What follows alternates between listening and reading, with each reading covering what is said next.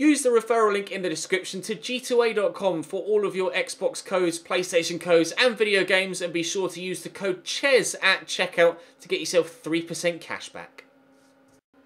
Hey guys, welcome to episode 4 of season 2 of the Southampton career mode series here on FIFA 18. In the last one, we voted, or you voted, on which of the 3 options you think I should go for at right back. I'll throw the result on screen. As you can see, it was very tight indeed between 2 of the 3 options I gave you, but unfortunately for Joe Gomez, he came stone dead last by a long way, and it was extremely close between DeAndre Yedlin and Trent Alexander-Arnold, but it was DeAndre Yedlin that won by a matter of 1 or 2%, so we are going to try and immediately sign him at the very beginning of today's episode, and we will, in due course, throw up a vote for centre-back for you to vote on today, but wait until we actually go through and look at stuff in-game before having your vote.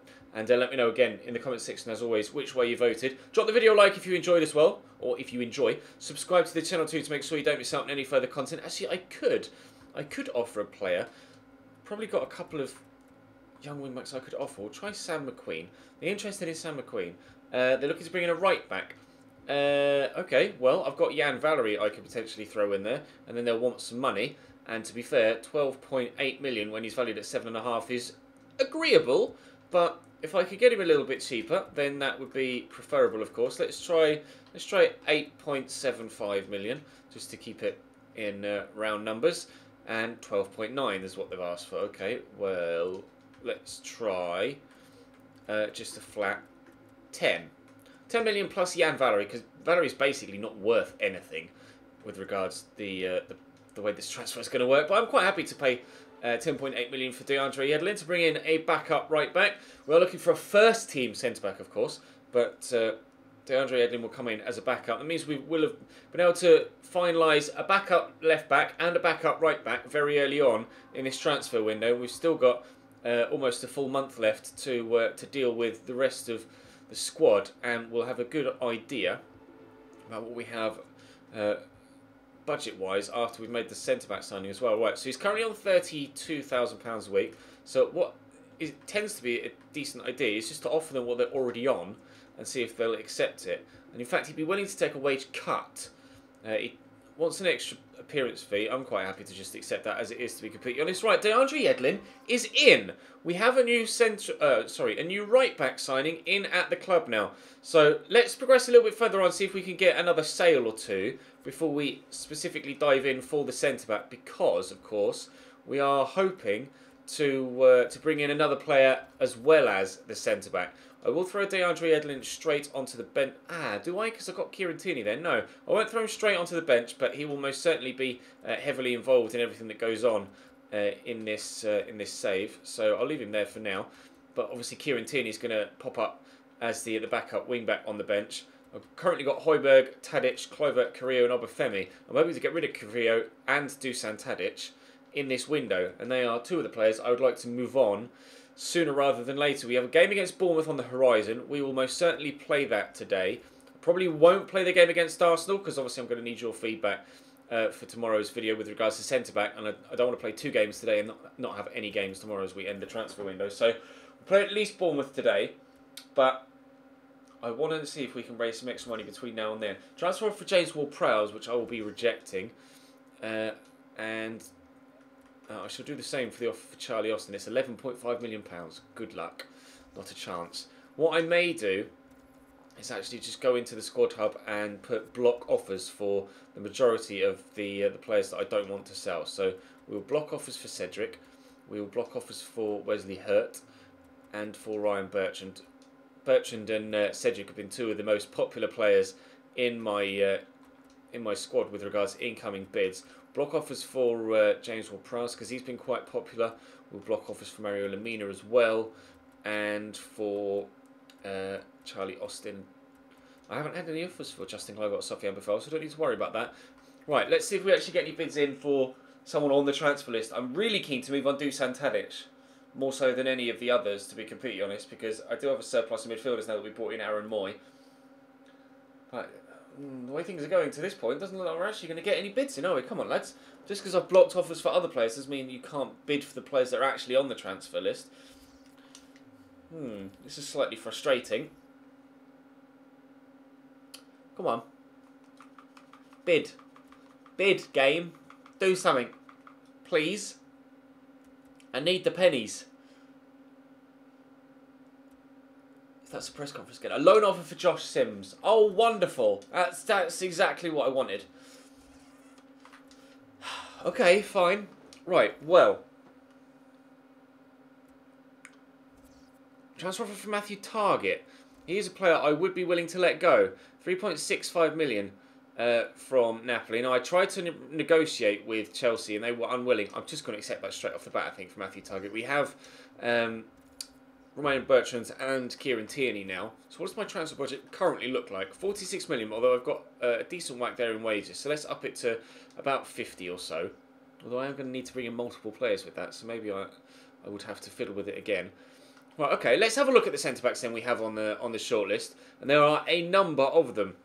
Jesus Viejo, valued at £17.5 million. Wages are quite high, but he wouldn't cost that much, I don't think. 6 foot, left-footed, good pace, 70 acceleration, 80 sprint speed, and 82 slide tackle, 83 marking, which are both good stats. He's 21 years of age, does look like a very capable option. Conte, 6'4", so much better height-wise. What's he like strength-wise, actually? What's the difference between them? 74 strength and 76 strength. So actually, despite being 4 inches tall, he's not actually that much stronger. He's lower rated. Pace is still good, but, and to be fair, stand tackling and marking is good too. Heading accuracy is also 80. He's just not necessarily as good in the pass or on the ball as Jesus Viejo. He's very, well, kind of a defender's defender. He's not really a ball-playing defender, is he, Conte? We do have a couple of ball-playing defenders on the shortlist, of course, including John Stones, who is one of our domestic options. I'm actually going to remove Conte. We have Harry Maguire here, 6'2", very strong at 89, 6'4". 6'4" rated. Come on, Ches. 6'4" in height. Good tackling. Decent passing as well, to be fair. And okay on the ball with 71 ball control and 70 dribbling. It's his pace that concerns me. But 61 sprint speed isn't bad. There is room for growth. 80 rated. Domestic player. One of the names near the top of the list, you would think. Harry Maguire. Skriniar, Milan Skriniar. 4-star weak foot, left-footed. Again, decent pace, good strength, good reactions, good interceptions. Very good in the tackle. 86 stand to tackle, 81 slide, 84 marking. Okay on the ball, 68 ball control, 50 dribbling is not that good. Short passing is okay, heading accuracy of 80. But he's one of the more expensive options on the list at 23 million. But wages are only 55k, so... well... His initial value is 23, as you can see. My chief executive reckons we may have to pay upwards of 40 to actually bring him in. Upamecano is a guy that's popular with you guys, I think mainly because he's just quick and strong, more so than the fact he's actually a decent defender and he's 19. I'm not overly keen on bringing Upamecano in. I'm actually going to remove him from the shortlist. Chancel and Bemba, obviously again, would be raiding the one of the sides that went down. Centre-back and left-back. Good pace, good strength, great jumping actually. 89 jumping despite only being 6 foot. Not that high rated, but the potential to grow. Not sure about Chancel and Bemba. Joel Matip, 6'5". I don't know whether Liverpool would be willing to let him go. Just because they've gone down doesn't necessarily mean, in FIFA terms, that they'd be willing to let the player leave. On Football Manager, then most certainly you'd be able to snap up a number of the players. But FIFA isn't quite as realistic as real life or FM as a simulation game. So 6'5", obviously John Matip's great. And if I could bring John Matip in, then that'd be brilliant. He would be a vast improvement on what we've already got. So I will try and bid for John Matip, but we'll have to wait and see what happens with that. Tarkovsky, one out of left field. I know nothing about him. He's 6'4" though. He's pretty strong at 84. Good jumping. Decent tackling, okay on the ball. Short passing's not the best. But he's a signing that, like, my brain doesn't go, I need a centre-back, let's get James Tarkovsky. Like, it just wouldn't even occur to me. So, that is a genuine option. I may even have to run... I can't fit more than 4 or 5 options on a poll, I don't think. Jamal Lascelles, I think I'm going to remove him. He's just not quite up to the quality of everyone else. I think I'm going to do the same with Chancel and Bemba. Kurt Zuma. I'm going to say no. I don't really know why I'm going to say no to Kurt Zuma. I just kind of am. Michael Keane and John Stones are 2 very good options. Then there's the Dendoncker conundrum. At 6'2", with 91 stamina, 85 strength, he'd be a great ball-playing centre-back. But is he better than any of the other options we have? John Stones looks great, to be fair, but he's apparently actually just gone to Leipzig. Has he just gone to Leipzig? He's just gone to Leipzig. Okay, well, I can't buy John Stones. That removes him from the list. That's frustrating. I didn't even realise that was actually happening. Right, so Vallejo, Maguire, Skriniar, Matip, Tarkovsky, Keane, Dendoncker. I can't fit them all on a list, I don't think. Oh, but who do I get rid of?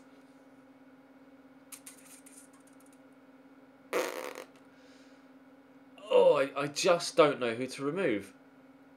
Let's get rid of Dendoncker, because he's not an out-and-out centre-back. So we have domestic signings of Maguire, Matip, Tarkovsky and Keane. Domestic in either nationality or current league. Obviously Tarkovsky in Serie A, but is English. And then we've Skriniar and Jesus Vallejo. I'm leaning towards either Michael Keane or Skriniar or Maguire. But obviously it's up to you. So you've seen their stats. Feel free to go back and pause at any point if you want to have a look at in closer detail. Valuations: 17.5, 95k. 14, 62k. 23, 55. 21.5, 63. 11.5, 35.5 grand. Tarkovsky, the cheaper option. 20 million with £96,000 wages from Michael Keane as well. High wages, but wouldn't cost that much. He's been at Everton a year now, obviously. I don't know. I genuinely don't know which one to go for, which is why I'm throwing it to the vote. I should be able to fit everybody on there. If I have to leave someone off, I don't know why I went into that tab. If I have to leave someone off, then I will leave someone off. But they are the 1, 2, 3, 4, 5, 6 options you should have available to vote to bring in at a centre-back for the upcoming window. Or the current window, not even the upcoming window. What am I talking about? And then if we have any money left, we can look at a potential striker. But we might get some more money with other player sales as well. I'm still looking to move on Tadic and Carrillo.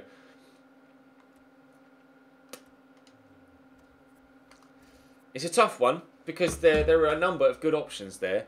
But have your vote, have your say, and we shall act accordingly. Let's head now into the first game of the Premier League season at home against Bournemouth. It'll be a good marker to set down to show that we are going to do better than we did last year in the Premier League this season. Last year, of course, finishing 16th and avoiding relegation on the last day of the season. I'd be delighted with progression into the top half for season number 2, but secretly hoping to perhaps go a little bit better.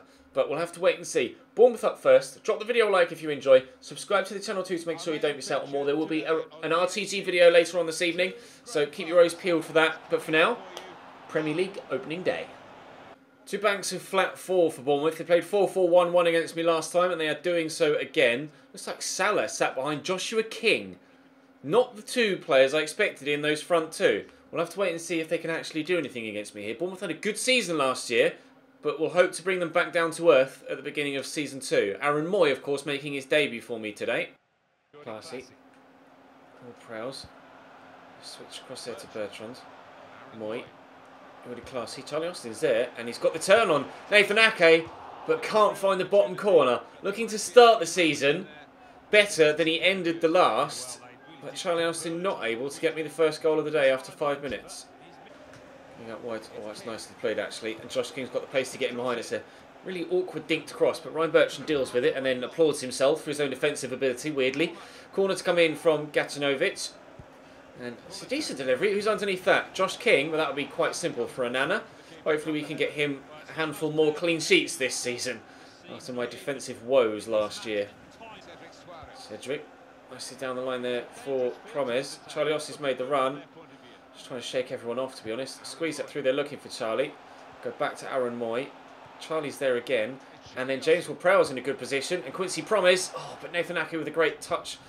Or great tackle, sorry. After Quincy's decent touch. Ward-Prowse pull this back to Aaron Moy. Will have the effort from the edge of the box. It's deflected. It comes back off the bar. And Lewis Cook will clear. Eventually, maybe no. Charlie Austin outpowers him. Oh, but a free kick's given. Well, nearly a very awkward, but debut goal for Aaron Moy there. Apparently Danny Rose might be moving to Sevilla. Oh, Quincy, that was a terrible pass. Bertrand into Moy. We squeeze that through the gap. It's a beautiful ball to Sofiane Boufal. It will look to turn inside. Sofiane Boufal! Good save down low by Asmir Begovic. Ben Chilwell will clear. Really good effort by Boufal. Lovely ball through as well from the midfielder. Classy will get it across to Aaron Moy again. I'll go to Charlie this time and spin Ake. Charlie Austin! Well, that's particularly poor, wasn't it, Charlie? Nice ball by Dyer into Josh King, who spun well, and options are in the middle, and Cook actually got to that head of Classy. Not the best awareness from the Dutchman there. Could have done with him actually recognising the fact that the midfielder was coming through next to him. Oh, sorry, Cook's a defender, isn't he, normally? Was coming alongside next to him, and should really have dealt with that, but wasn't able to cut it out. He's decent going forward, though, Classy, and scored some good goals for me since being entered into the first team picture, but Quincy Promes can't do something similar, unfortunately. We have dominated the game with a 61% possession. We have been holding on to the ball very well indeed, but still Bournemouth come forward looking for the goal to go in front. We're going to chop there with Cedric, and we'll put an end to that attack. 3.5 minutes to go or so until the end of the half, but to be fair, they still could find the chance. Oh no, Lewis Cook is a centre mid, isn't he? Not a defender. What am I even thinking about? I'm thinking of Simon Cook. Cleared away. I say cleared away. Away from the box, but not necessarily away from danger. Dyer into the middle, and Harris cuts that out very nicely. Classy to Moy. Nathan Dyer's fast, but not strong enough. Charlie Austin is actually very good with his feet there, surprisingly. Quincy Promes to Cedric.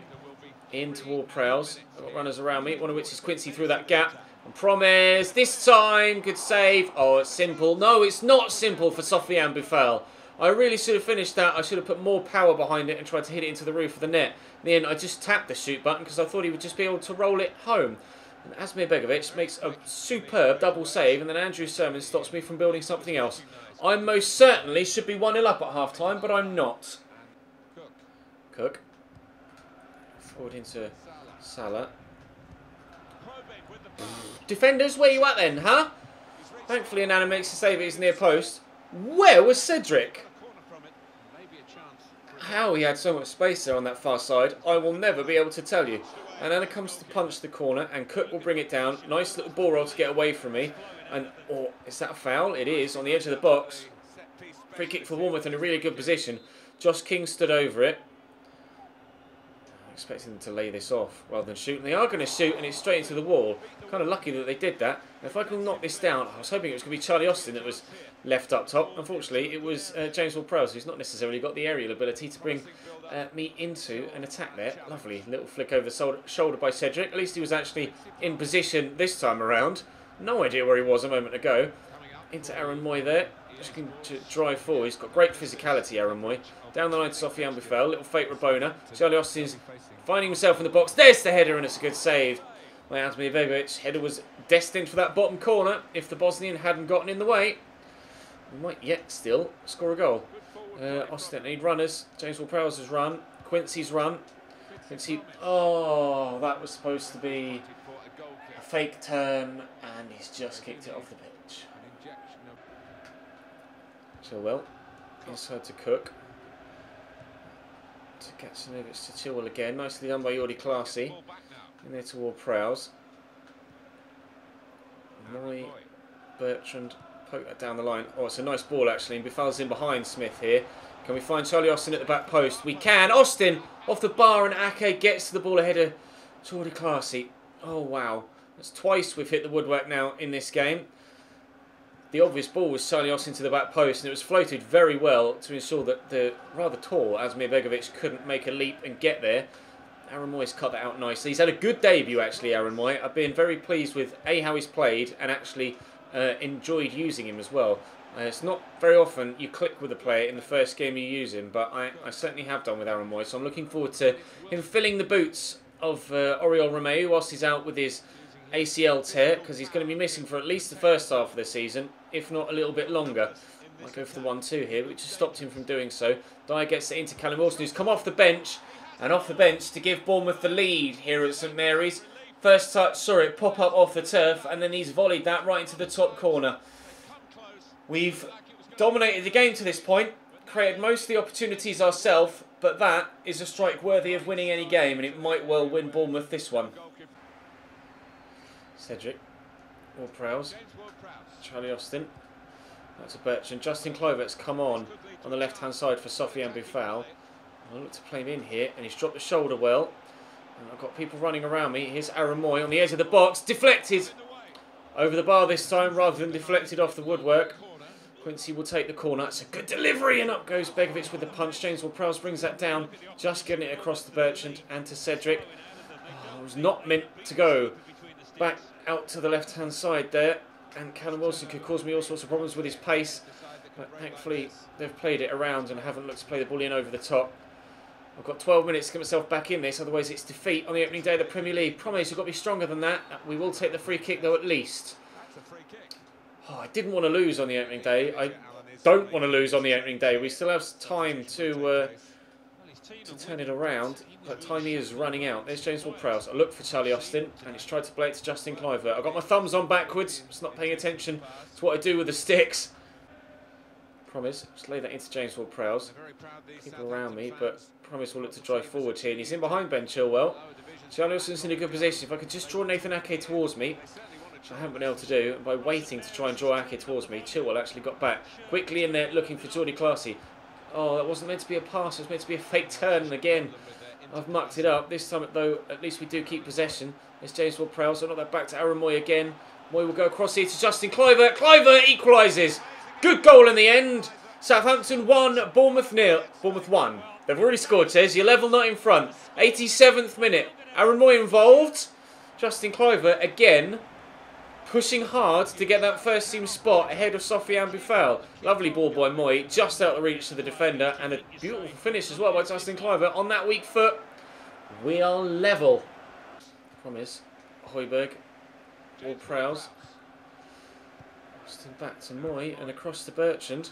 Can we dramatically win on the opening day? Try and turn inside here with Justin Kluivert, which he's done brilliantly, and James Ward-Prowse is in the middle, and Charlie Austin's there too.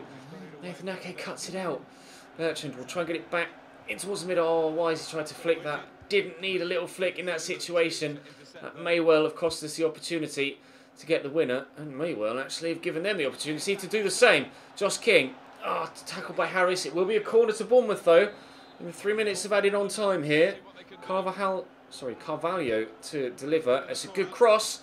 Højbjerg helps that on its way. Højbjerg came on for Jordi Clasie, and there is the final whistle. It's a draw at home against Bournemouth on the opening day, which is, I believe, better than the last time we played them. I think we lost to Bournemouth last time we played them, and to be fair, we did dominate. I felt like I dominated the game. As it happens, Bournemouth had a fair amount of chances, but a point on opening day. Burnley lose to Leicester, Villa lose to Manchester City on their return to the Premier League, Watford win 1-0 against Stoke, and Arsenal are yet to play West Ham in a late kick-off. But where does that leave us? 10th. Well, I said I wanted top half. That just about counts as top half, doesn't it? Mario Lemina's suspension is over. He won't start, I don't think, at... I'd be tempted to put him ahead. Actually, let's take Carrillo off the bench. And we will throw... Where are you? Mario Lemina there. And actually, just swap those two around. Let's swap those two around because Tadic can play out wide, so I could do that. Right, Arsenal will be the next game. I won't advance all the way there, but we'll advance a little bit. I want to get my new first team centre-back in before the game against Arsenal to ensure we have the best possible chance of getting a result against him. Josh Sims has been loaned out. It doesn't look like we're going to get anything else, does it? Stop simulation there, so we stop on the Friday. Matthew Target, though, has been sold. So we do have a little bit more money available to us, although it's only an extra 2.6 million. And Josh Sims has gone. Right, so transfer budget currently stands at £51 million. You have the option to choose.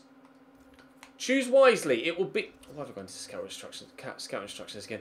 It will be one of these 6 that I sign at centre-back. Vallejo, Maguire, Skriniar, Matip, Tarkovsky, Keane. Vote. Have your say.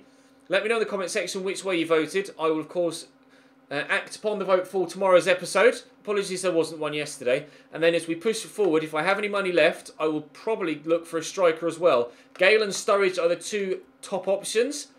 But do let me know if there's anyone else you think I should look at, and I will look into it for the final day for the game against Arsenal and then transfer deadline day, depending on, of course, how much money we have left. I think Malcolm and Bailey are going to be out of our transfer budget or out of our reach transfer-wise for this window, but maybe we can look into it in January. But right now, I do need to improve defensively, and we will do that in tomorrow's episode. But which one of the players comes in is down to you guys, the audience. So have your vote. Drop the video a like if you enjoyed. Subscribe to the channel too to make sure you don't miss out on more. I'll see you next time.